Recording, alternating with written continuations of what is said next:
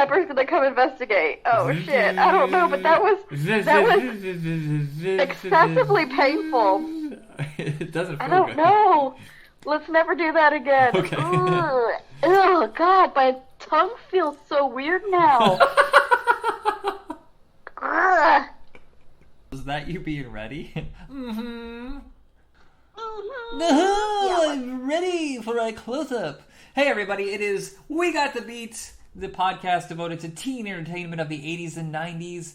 And beyond, actually. We moved beyond just 80s and 90s, I forgot. Because at least one of these movies is in 2000. It is the 20th anniversary of... oh my god. Mindy, help me. What the hell? How did I... Almost Famous. I don't know why I almost said Rushmore. And no, that's ridiculous. We're going to do Rushmore at one time.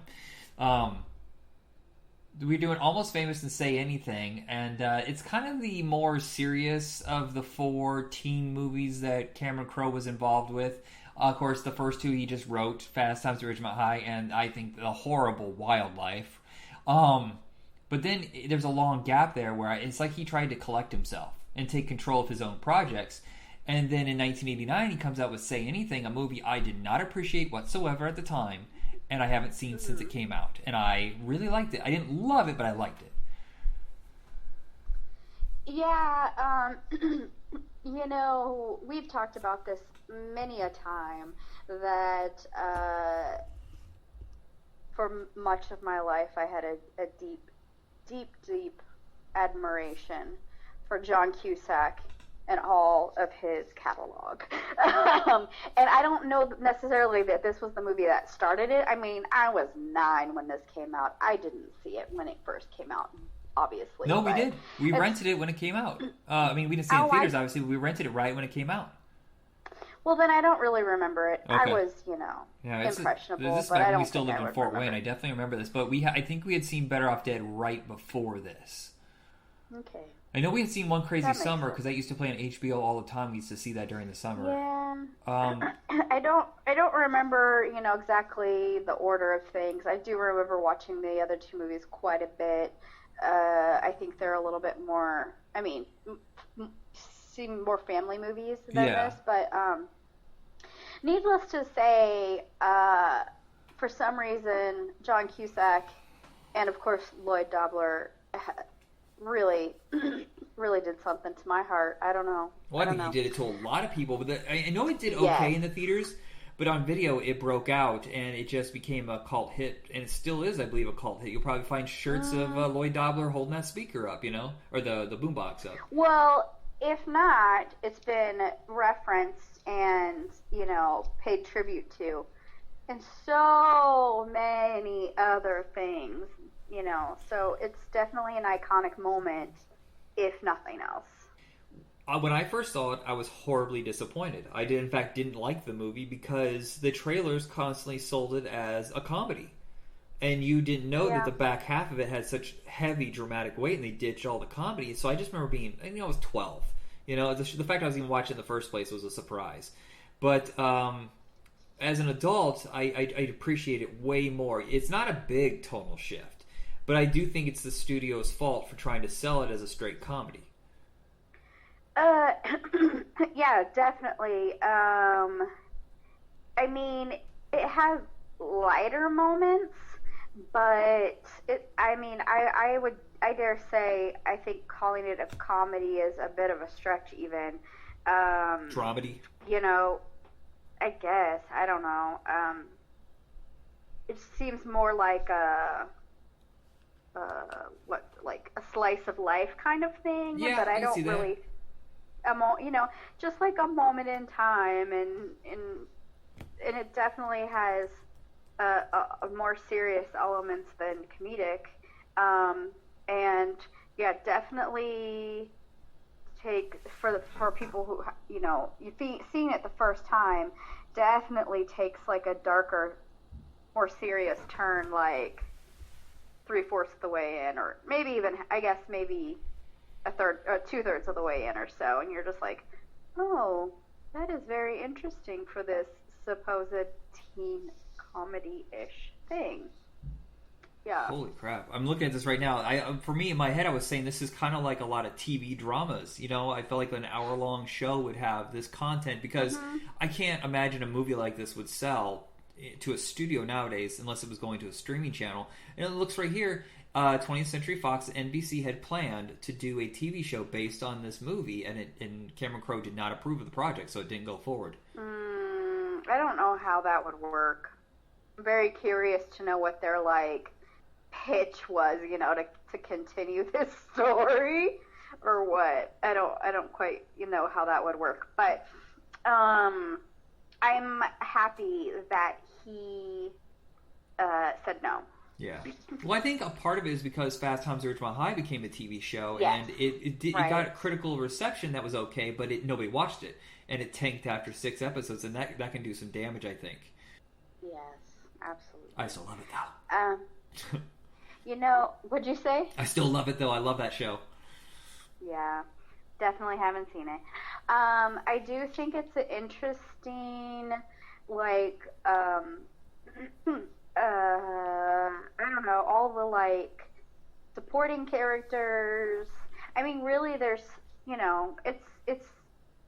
this is a triangle. It's almost a love triangle, but in a different way. Do you know what I mean? Yeah, it's a family focused love, right? Right. Well, there's the, her love for Lloyd and her love for her dad, and her dad really puts her in a really bad position where she, he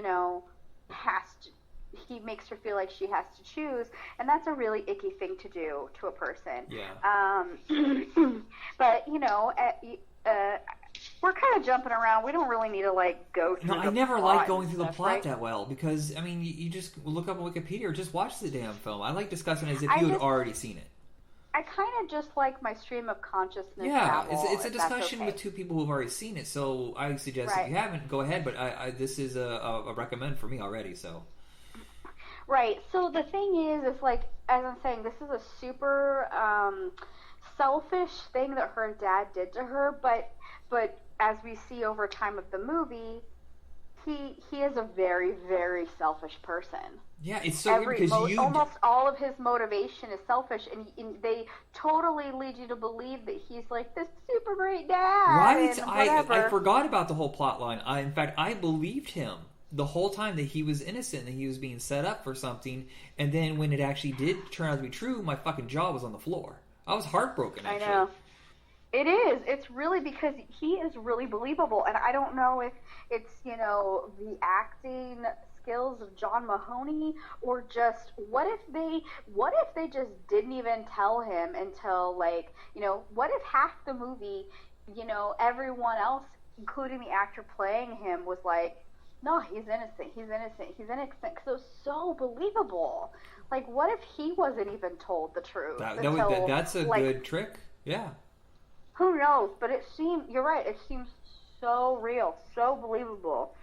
And then when you find out the truth and his lame ass bullshit excuses for his choices and telling her he did it all for her and just refusing to take responsibility for his own actions. Right. It's kind of a sociopathic, narcissistic thing to say that. Oh, it's not my fault. I did it for you.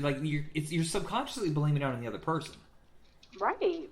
So, the sad part is you're totally manipulated into believing one thing about this family, and that also, she talks about Diane talks about a difficult time with Lloyd, opening up to him about when her parents got divorced and she had to choose between them, and she chose her dad, and it's just everything. Then her choices were kind of based on lies. Yeah, the gut punch of finding out that you made everything from that point on was a wrong decision. I mean, maybe it wasn't wrong, but those decisions were made based on lies. Yeah. And just knowing that, when she kind of just completely distances herself from him and can't speak to him, because it's a huge betrayal. Ugh. It is a little heart wrenching. You're right.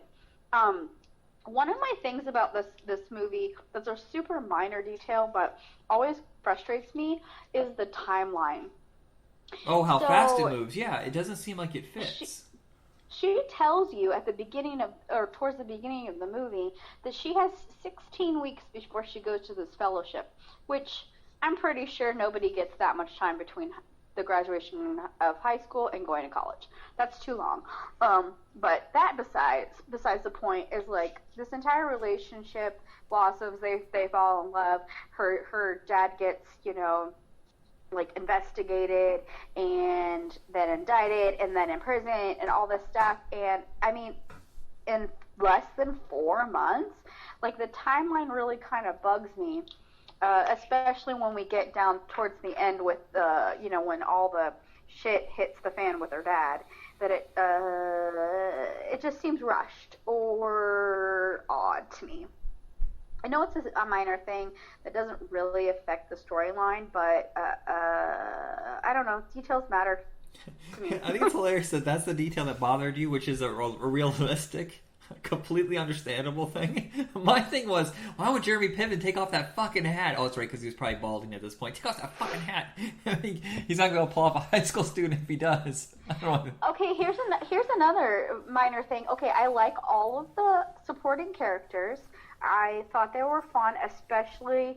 I thought Corey is a little bit deranged and incredibly obsessed. And why doesn't anyone point this out to her? Like, she definitely moves through her like obsession and grief in a really weird way, and she seems like she's coming around to the other side. But man, that's really twisted. And all those songs that she spends like 7 hours singing songs about this guy who seems like a total douche nozzle, unworthy of her obsession.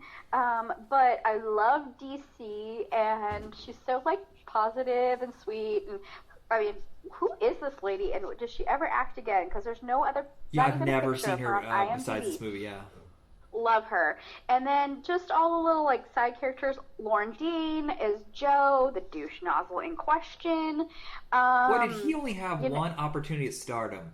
And that was Mumford. And then just everybody loved that movie. It wasn't a hit, but critics loved it. Are you serious? He was in Gattaca? But was he the star? No, he was not the star, but it was a good moment. I guess you're right. Well, Gattaca probably led to Mumford, though, because Gattaca was 97, yeah. Mumford was 99, but after Mumford, I expected him to get some more work in that. I know. No, it didn't happen. That was such a good movie. I think it's just one of those things that just doesn't really get the respect it deserves. I mean, he was in so much stuff, you're right, and he was really on his way, right. In 98 he was an Enemy of the State, then 2000 Space Cowboys. I mean, and then TV. Yeah. TV. What the hell happened to him? It's a disappointment, and I don't know. Anyway, it was and then there's who else? There's Pamela Adlon, who has carved herself a niche in the last decade as like a go-to cool mom. Isn't she mostly known for? I feel like I've seen her since she was a child.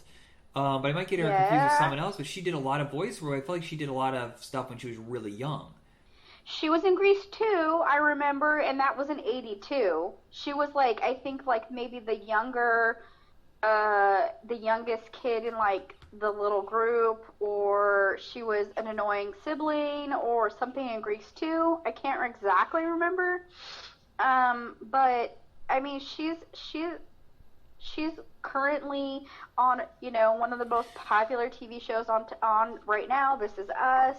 I think, wasn't she the mom on like Louie? I think. Freaking. She was on a show. Oh, I've never seen that. Yeah. I've never seen that. I was thinking Bumblebee. That I don't know why I love that movie so much. I really, really, really like that movie. By the way, all those movies count as teen entertainment. And you're right, she does tons of TV work. I think that she did like one of her most popular shows was like Recess, the Disney show Recess. Was she? Bobby? Wasn't she on King of the Hill? I've never seen King of the Hill, so I can't speak to that. A lot of the work she's done I've never seen before. I've never seen, she was on 80 episodes of Californication, which I've never seen, but I think Scott watched that whole series without me. Okay, she is. See, I was looking up. I remember the first time I think I saw her was in Adventures of Ford Fairlane, but I wasn't sure that was the same person. She was 23 when she appeared in. Wow. She's been around forever, and she pretty much always looks like she's the same age. Like, I mean, to me, she always just looks like she's in her like mid-30s, and she's never really changed. She was also in Little Darlings, which is probably what you're thinking of. Oh, yeah. Watch that. Right. Okay. So you know what? That's probably how I'm visualizing her instead of the Grease thing. Is she was one of the younger, like, kids hanging around on Grease. I mean, on Little Darlings. Since we watched that not that long ago, right. and did it for the show. She was on Facts of Life. She's been around since forever. You know, I was just thinking earlier when I said I recommend this movie, let's be clear. I'm not wasting my time, and I don't want to waste any of your time by recommending any movies that fucking blow. Because even there's something to recommend with I Know What You Did Last Summer. It's not exactly the greatest movie, but it's a lot of fun to watch. And I watch these movies usually before I recommend them to you because I don't want to waste your time. Are you talking to me or to our listening audience? To you, but I'm also kind of talking to the audience because I don't want to give you a movie that sucks ass. I tried to watch The Heavenly Kid and I couldn't fucking finish it. Everybody says it's so great. I'm like, nope. Unless it's so bad that it turns on its head and it becomes enjoyable. Yeah. There are movies like that I, that are so bad they're enjoyable. But yeah, I mean, most of the time, if I either have seen the movie and I like it, or I'm willing to watch it because you've asked me to. But most of the time, I'm like, oh yeah, I'm down. Because I mean, I've seen a lot of shit movies, and I don't really, I don't generally want to spend a bunch of time talking about crap. I mean, I guess. Well, also, we don't want to do. I mean, I love doing the show, but I don't particularly want to do 1,000 episodes. So you don't. No, I just want to call it down to the stuff that's worth watching. Let's just say this: there's a lot of the '80s stuff that's fucking distasteful. The way they treat sex in Say Anything, right back around. The way they treat Say Anything is so much more sensitive than most of this. It was like, this is the end of the 80s. This is a cure for what the bullshit we saw in the first half of the 80s with like Porky's and all that garbage, sexploitation. It kind of reminds me of the sensitivity of Little Darlings. Now that that came up, the sensitivity to the topic of sex and how it was dealt with in that movie is kind of, I mean, not quite as intense, but similar, but kind of reversed. Right. Well, the awkwardness in that one, where there's no real awkwardness in this one. Well, I mean, I guess it could have been awkward, but he was super emotional about it, and she was very sweet to him, and it was a very sweet, like, moment about, how it can be important. It doesn't have to be. I'm not telling people how to view sex.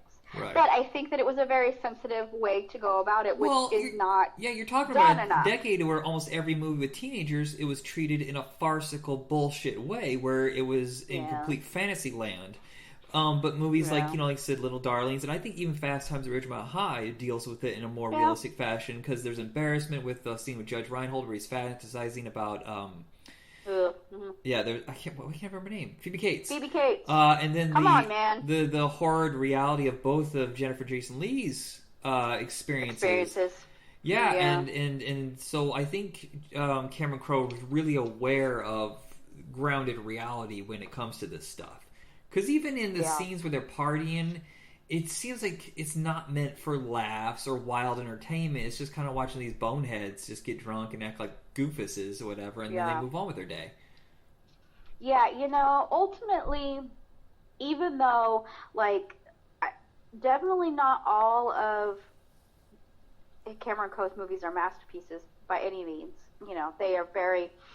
There's every end of this, every part of the spectrum can be applied to his movies. There's some that are, I wouldn't watch again, and some that, are masterpieces in my opinion. But for the most part, that is something that he does consistently and does well, is to write, you know, He's not tone deaf to reality. yeah, but also, people with depth and emotional, I don't know, depth is, I said the same word twice, but I that's hate all that too, don't you? Do you feel like Paul Feig must have taken something from Cameron Crowe when he developed Freaks and Geeks? Because it has that authenticity to it, the awkwardness. I can see that.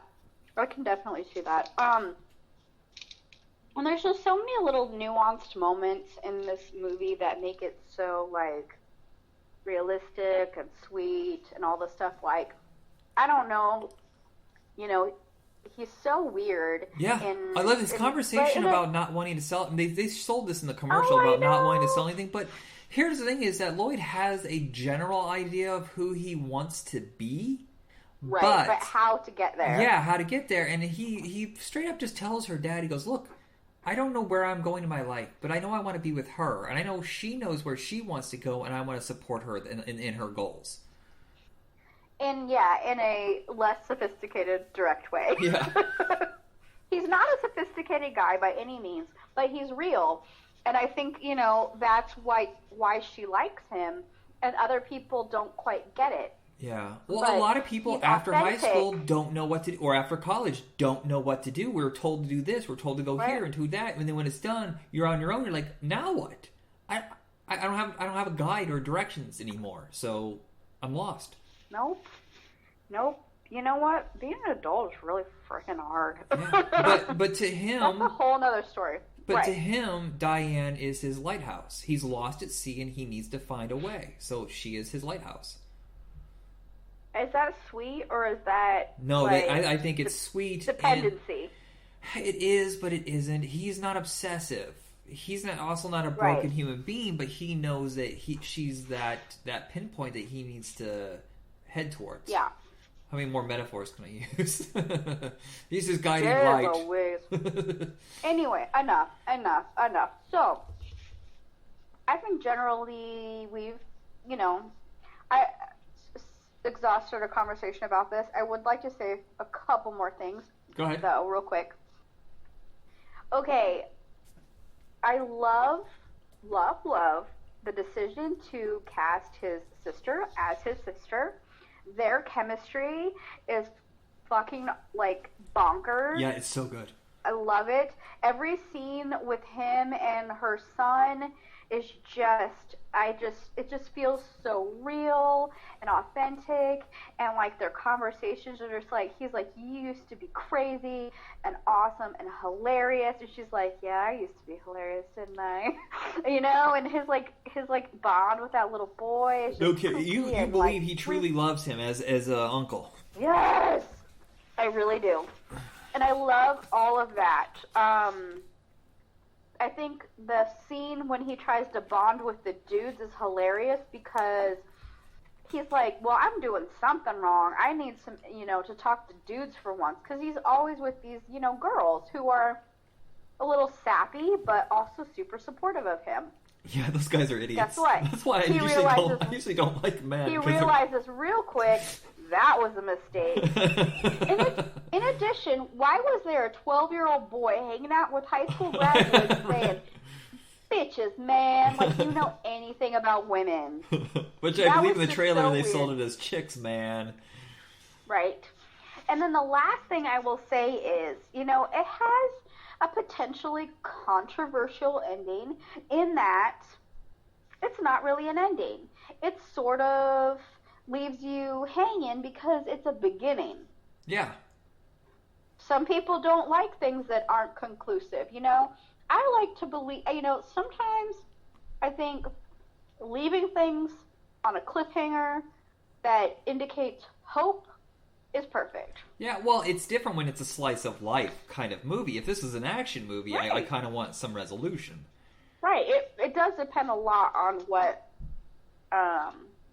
kind of film it is. That's for sure. And but overall, yeah. I will say that this has always been one of my favorite movies.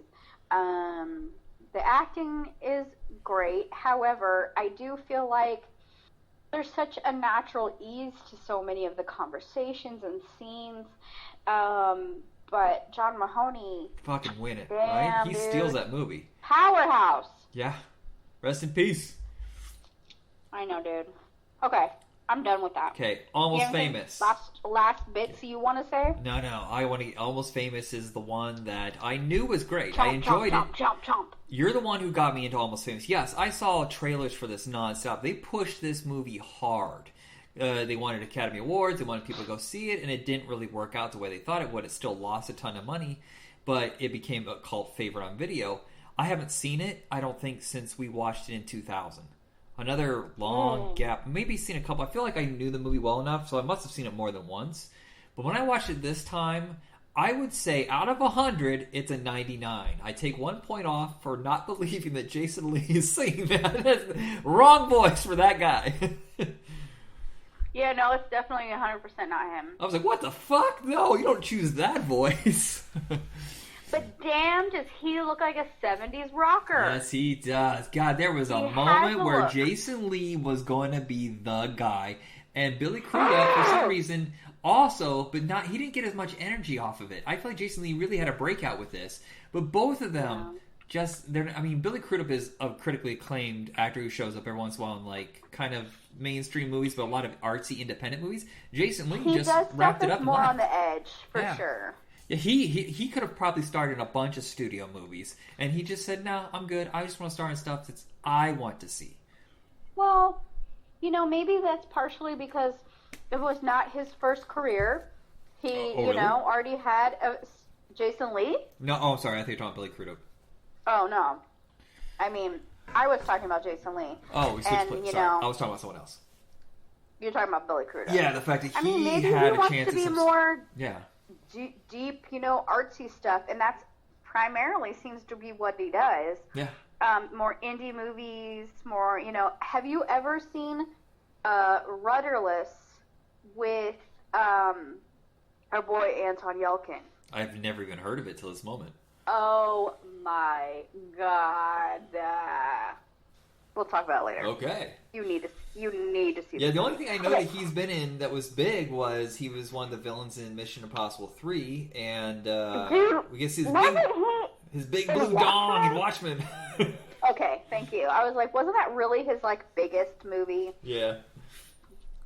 On no pun intended, I guess.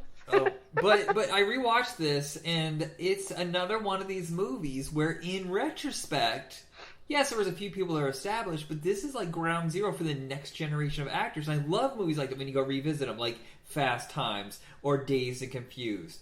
And this, where you look and go, oh my god, this is where they started. This, whatever. This is very early on breakout roles for people. Yeah, there's so many.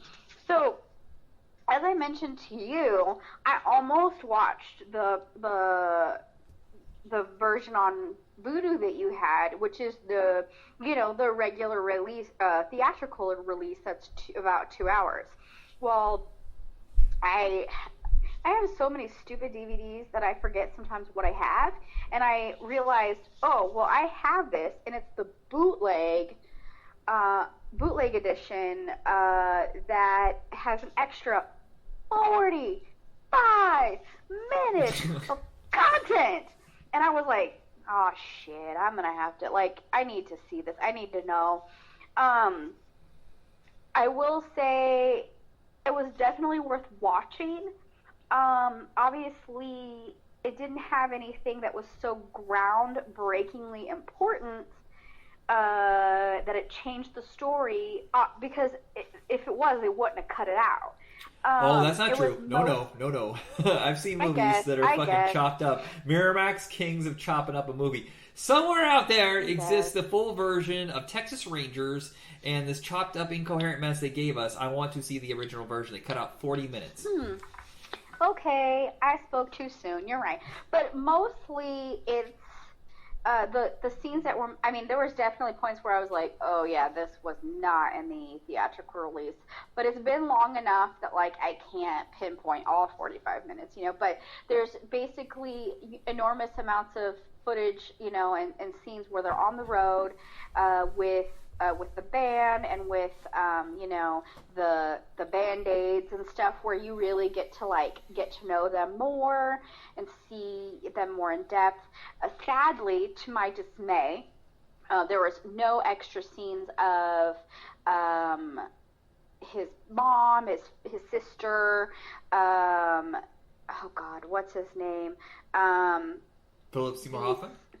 Philip Seymour Hoffman character. There's not anything extra there, which was a little bit of a bummer. But it definitely gives more substance to, you know, these characters and the relationship, the bond that he builds with them over the course of this experience.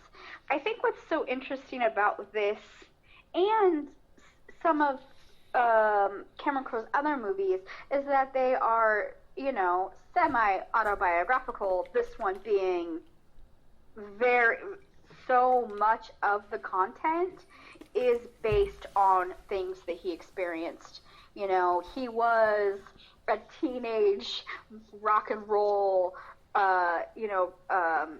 journalist. He really did tour with bands. You know, most of the people are based on, you know, real bands. He made up a fake band instead of using the real band, but, you know, some of the band-aids are real people that he met. So many of the experiences were things that really happened to him. And I think that maybe is part of the reason why this movie is so good, because this is maybe twofold. A love letter to music, because we see over the course of his entire career how much he really truly loves music in all of his films in one way or another. And also, maybe it's a little cathartic to, you know, for him to address some of the strange ass experiences of his life. Yeah. Well, I think some of his best movies are the ones that are rooted in who he is, or based on a true story. Fast Times, Say Anything, and Almost Famous. I think Singles is great, but I don't know if that's based on his real life or not. But where I think there's a bit of a disconnect. Yes, Jerry Maguire is a good movie. It's not a great movie because I don't think there's an emotional connection. Vanilla Sky, right. It's okay. I like it. I know it's much hated. I think you hate it, don't you? I feel like I don't know if I hate it. I just don't like it. I don't understand why he did a remake. That's not like him. And I've never seen anything after that. I've never seen Elizabethtown or Aloha. Is there another one in there? It doesn't follow the formula. His formula. It's such a takeaway from what he usually does. You know, it's so impersonal. It's so weird. It's so different than the rest. I don't know that I hate it, but I've never been interested enough to watch it more than once. I don't think I've ever seen it more than once. Yeah, I've only ever seen it once. I have no interest in going back. So, I mean, I don't know. I think I don't know what else he's done. I mean, Elizabethtown's okay. I think it's probably a pretty watered down, not emotional. He's not emotionally connected to that watered down romance.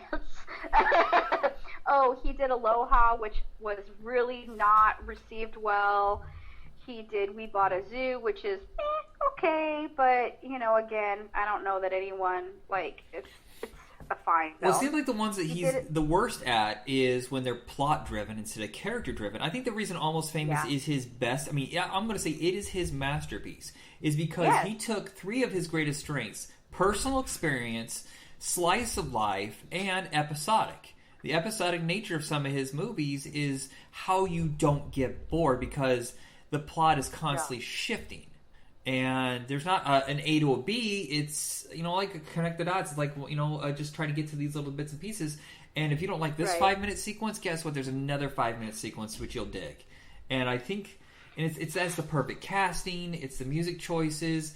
I'm going to tell you that I am truly I don't want to say in rapture because it sounds so dorky, but I guess it's the only thing I say. Billy Crudup's performance is awe-inspiring. I am William, and I am watching Russell, and I feel like the little kid who's looking up to his hero. Yeah, I get it. And I think, isn't that what probably what I hope he was trying to achieve? Yeah. It's to make you feel what William is feeling.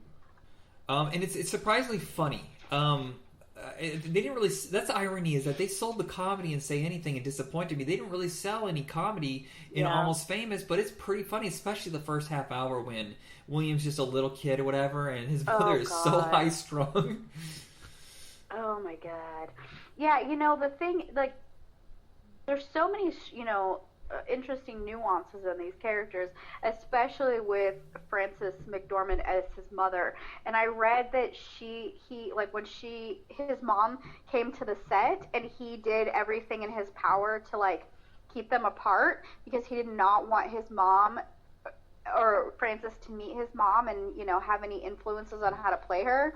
And something happened, and he had to leave for a while, and he comes back and they're having lunch together. Oh, no. He was like, oh, well, shit.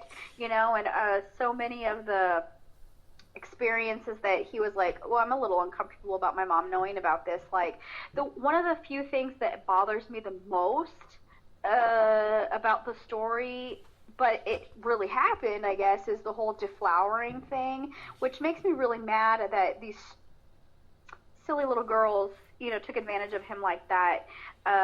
But shit like that is real, and, just because it's uncomfortable doesn't mean that you should ignore it, I guess. What makes me uncomfortable? What makes me so uncomfortable is Penny Lane tells you that she's 16, right?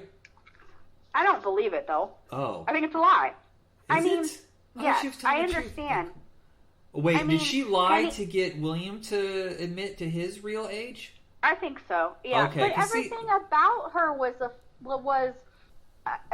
dream. Everything about her was a fairy tale creation. Like, she was creating and adjusting from moment to moment.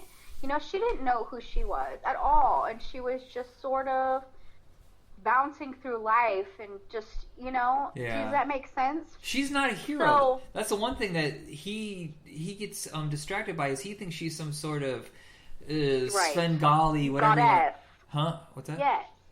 So I said, yeah. Yeah, they're all kind of enraptured by her, but you see some of the manipulative shit that she does.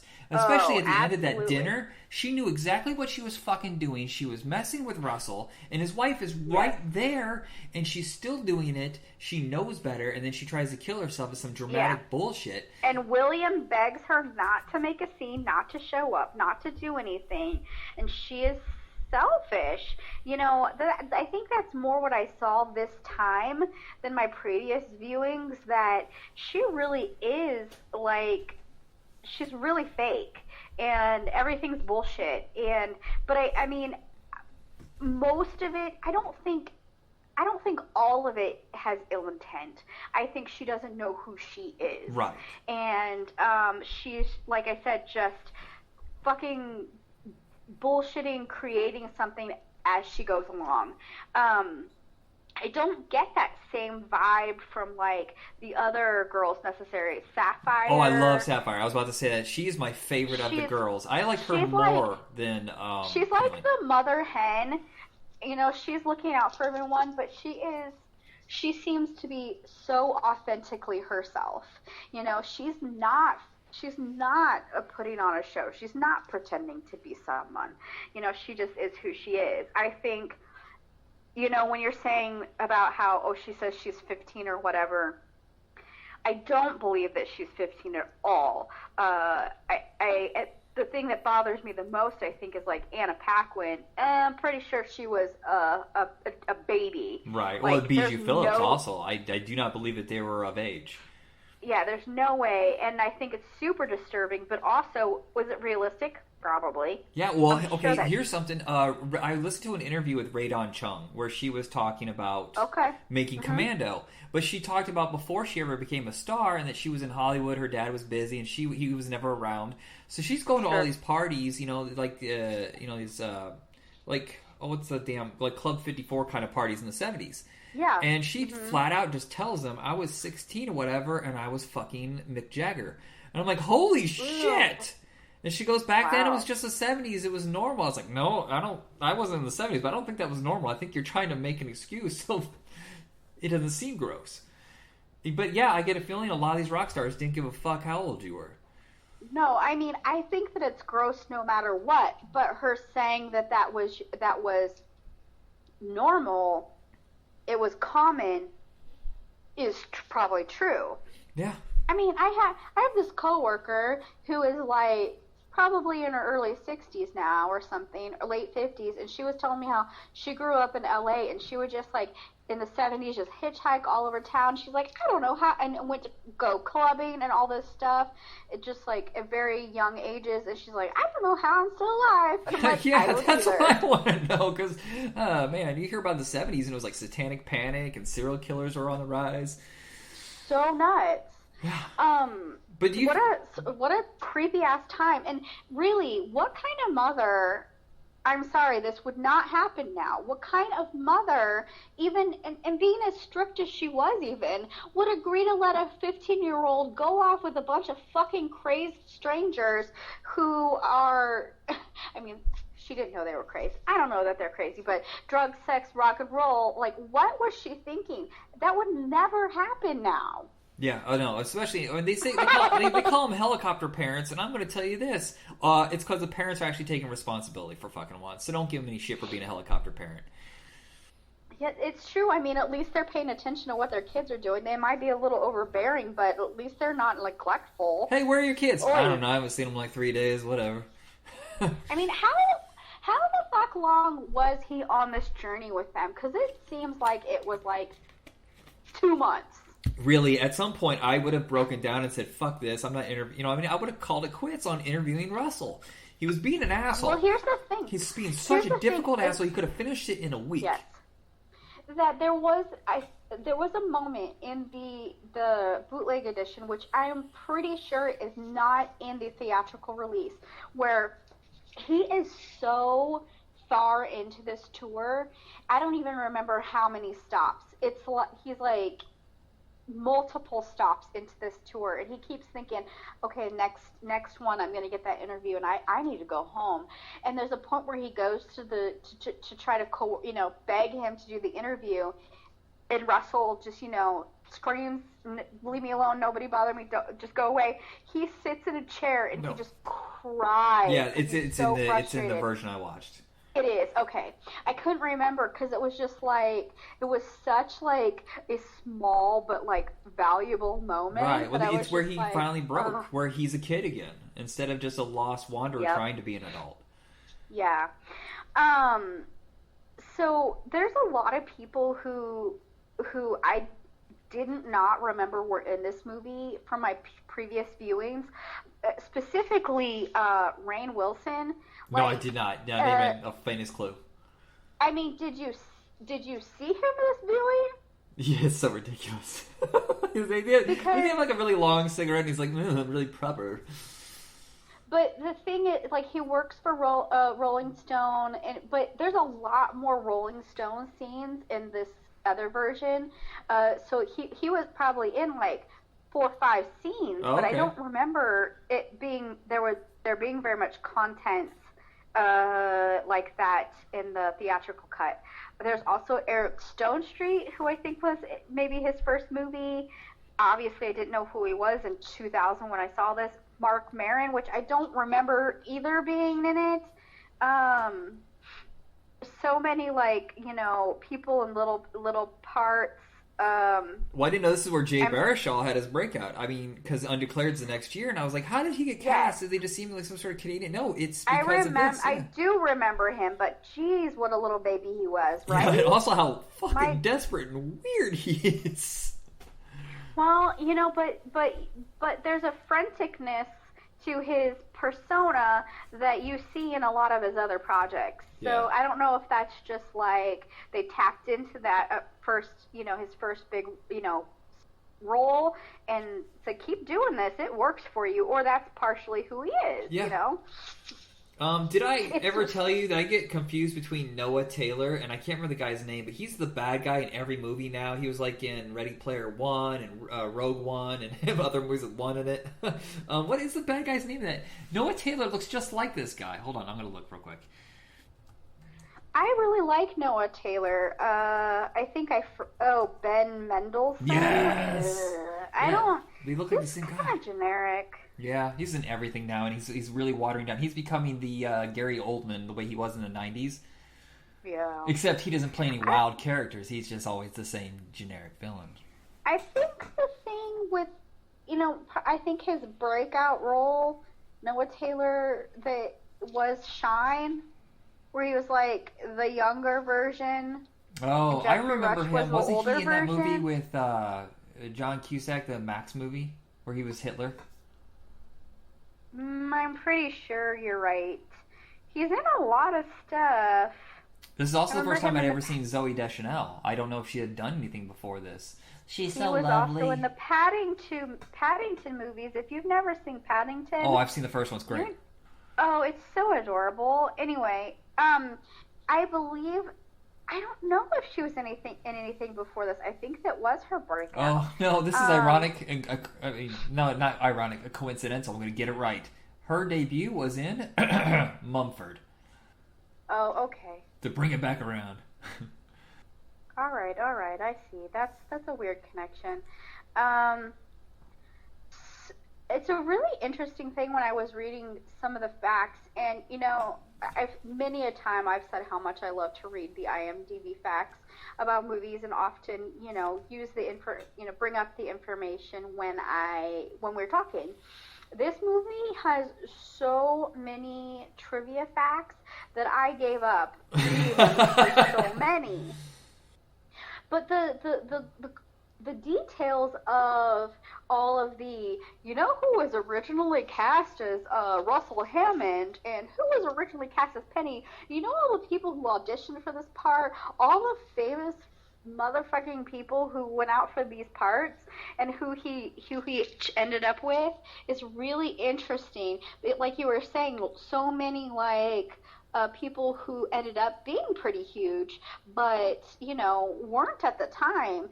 And I don't know who the casting agent was who worked on this film, but kudos to that person, because how fortuitous and smart their casting choices were in this, because originally, according to IMDb, and I know not everything is correct on here, but supposedly, do you know who was supposed to play Russell Hammond? No. Brad Pitt. Can you visualize that? I can see that, but that would have been even more expensive. I can't believe this movie cost $60 million. With Brad Pitt, it would have been like 80.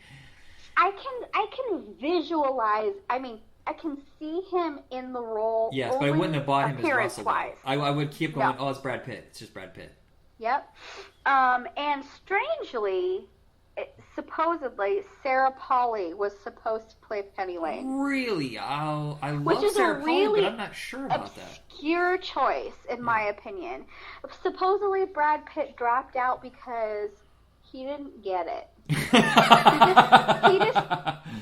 It said that he didn't I think maybe he didn't connect with what was happening, He didn't connect enough with it to want to do it. He said, I just don't get it enough to do it, is what it said. Kate Hudson was originally supposed to play Anita Williams' sister. I don't know. There's so many, casting changes and things that how things were originally supposed to be. It's very interesting. But I'm I can't visualize things differently now because they're just, to me, just seem so amazing. Yeah, lock in place. How did they find Patrick Fugit, though? That's the find of the whole thing. Jeez Louise, I don't know. I mean, he really was only 17 or something when he did this movie, and he had maybe one credit before this.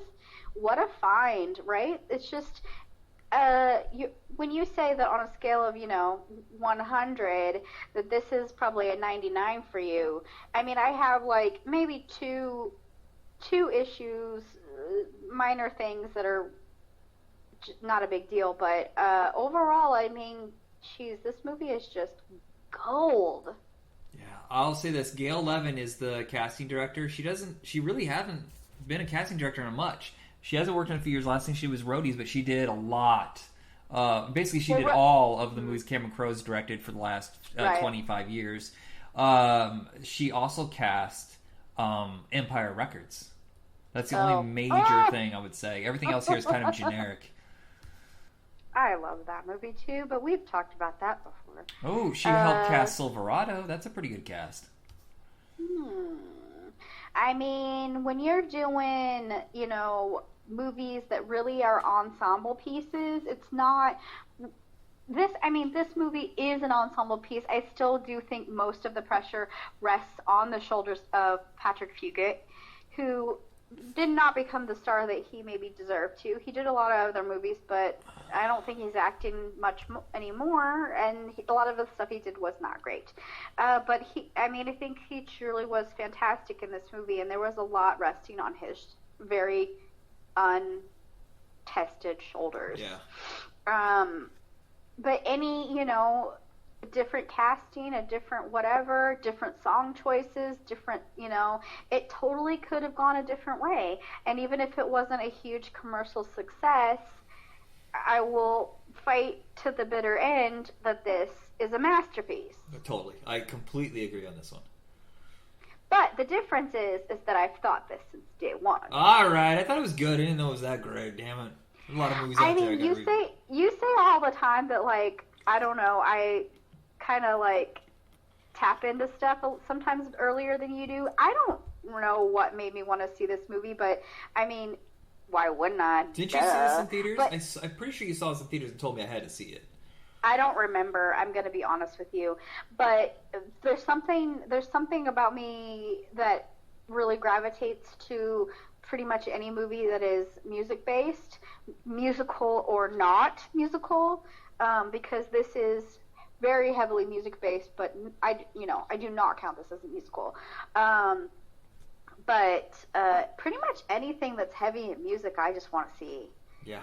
It's a predilection that you and I have. I don't know if it's genetic in us, or it's the fact that when we were little, we were taken to that children's theater where they had musicals and real plays and stuff like that. That's what was fascinating. Some people just hate musicals, and I'm down for it as long as it's not depressing. I couldn't finish Les Mis. I just couldn't do it. It was so depressing. There's moments of genius, but it's tough. Yeah, now Greatest Showman. Holy shit! I can't believe I sat on that one for so long. We can't talk about that right now because we'll never stop talking because I am obsessed with that movie. Okay, any other little things you would like to point out? Jimmy Fallon and the fucking shittiest beard. I think I'm gonna say that might be one of the things that makes this movie not 100 for me. Well, I saw it the second time and I thought it was intentional that he was supposed to look like a fake ass joke. Oh, probably. I mean, like he's a guy who's snorting coke over at Club 54 or whatever, or Studio 54, pretending to be one of the guys. And he comes in, he promises him this big deal, and takes it away from Noah Taylor, which sucked.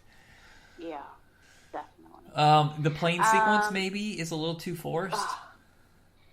I feel like there's a few scenes with Penny Lane that feel a little forced, but again, that may be intentional because, again, I think that everything about her is fake and that she's just creating these magical moments or trying. Well, to create magic. She goes into the parties and she acts like she's the one. She makes them even believe it because she's there now. It's a real party.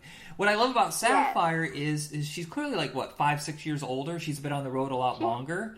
That she has dropped that veil. She's just there to have a good time, not make a good time. Yes. Again, she is authentic. She is what she is. And you're right. And that is a definite difference between them. And again, I think that then there's also the third kind of level is the Anna Paquin Palexia character, where she's clearly younger, she's clearly newer to this whole world, and she's trying too hard in a different way. Right. It's really heartbreaking in two different ways when they reveal that they're going to trade them in a poker game. No. Because the way William perceives it is heartbreaking, But then when they basically say, well, that's just how it is. They're done touring. We're going to go off to another band. That's almost devastating because you view them as merchandise instead of people. Yes. And they accepted that role, but they also don't want the party to end. They constantly want to be on tour. That's a weird thing. There is a third element to that when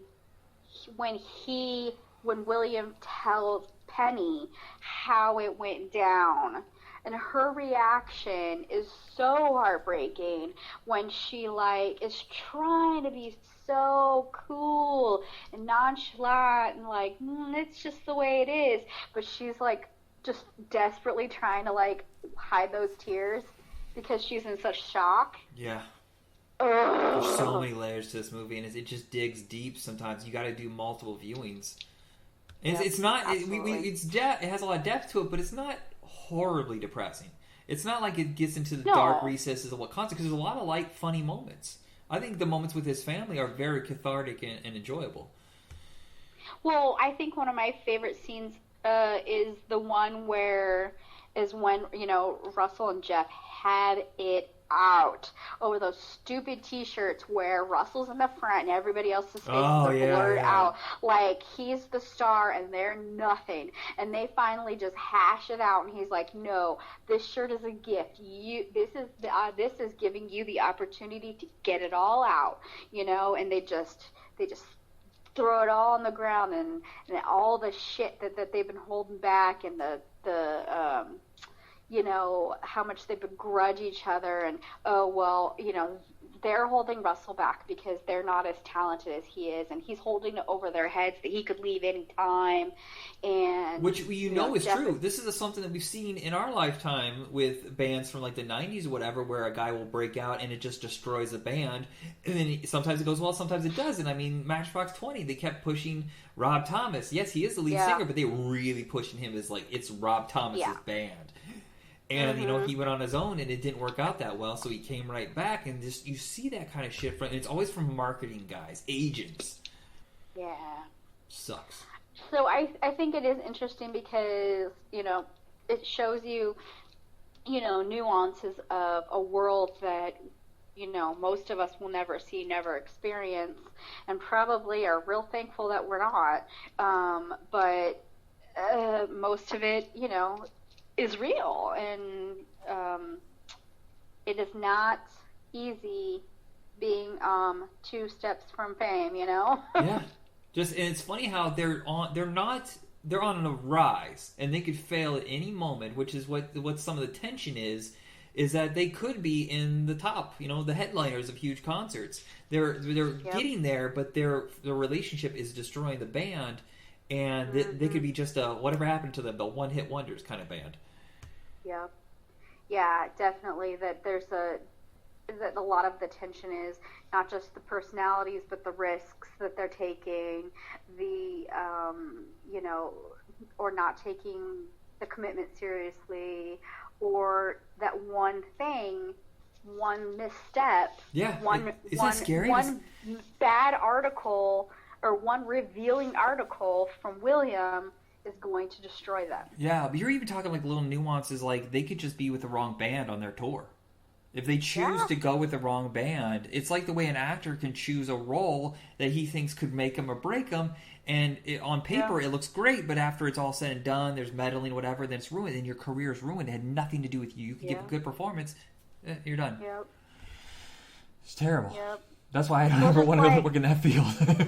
Like one of the scenes where you remember the scene where Russell like electrocutes himself? Yeah, he could have died. Well, yeah. One, he could have died. 2, I think this was an extended scene, but I can't remember when the aftermath of him being electrocuted was, that they were so angry that they were put at risk and treated with such neglect that they bailed on the show. Yeah. And, were being threatened to be sued. And then, lock the gate! That's Mark Maron's famous line. Yes, exactly. And then later on, when Jimmy Fallon's character comes in, he says, if you had a better manager and had handled this better, this would have this situation could have been so different. Instead of you paying because you broke your contract, we could have sued them for almost killing you. I mean, it's a detail, a little thing that even if it wasn't their fault, that simple thing was putting them in debt and could have destroyed them too. Yeah. There's so many things. Oh, it's what such fascinating details. I know, right? I love it. But I don't want to go too long in this. We're at an hour now. This is the longest episode we've ever done of this show, and it was worth it. Yeah, we've never hit an hour before. We usually get around 45 minutes, 50 at most. Can I say one tiny little Of course. Thing? Did you know that there was a, not that long ago, I think last fall, a Almost Famous musical that was a stage show that was introduced. Oh, no, I didn't, but I don't think that's a particularly good idea. I don't feel... I have my misgivings about this. They premiered it in San Diego in maybe like September, October last year, and I desperately wanted to see it because, I mean, this is one of my favorite movies, and the guy who is playing Russell is also an actor that I like. I think his name is Colin O'Donnell, which you may or may not know as Tommy Merlin in the early seasons of Arrow, and he's on, like, I don't know. Oh, okay, yeah. Shit like that. And has a bunch of Broadway background, and he played Russell. Anyway, I really wanted to see it, but it was a short run. But I'm super curious to see how that would even work on stage. Well, was it a jukebox musical? Because I fucking hate those. I really do. I can't even get through honestly, Rocket. I don't know. That's the linchpin where I don't like in musicals, is where they don't have their own original songs. They just steal songs, basically, that already existed. You know how a lot of, I don't know if you know this, but a lot of Broadway shows, they don't just immediately jump to Broadway. They have to test it out in smaller markets. Right. So they do. So this one was tested out in San Diego, but then it was like it was October, November or something of last year, and Broadway can't do shit right now. So I don't know if it was a success, if people liked it, if it was any good, if it's going to go anywhere. We'll see. We may never ever know. But I just thought it was very interesting. Yeah, maybe it'll have a revival. After 20 years that they made it a musical on trying to make it a Broadway show.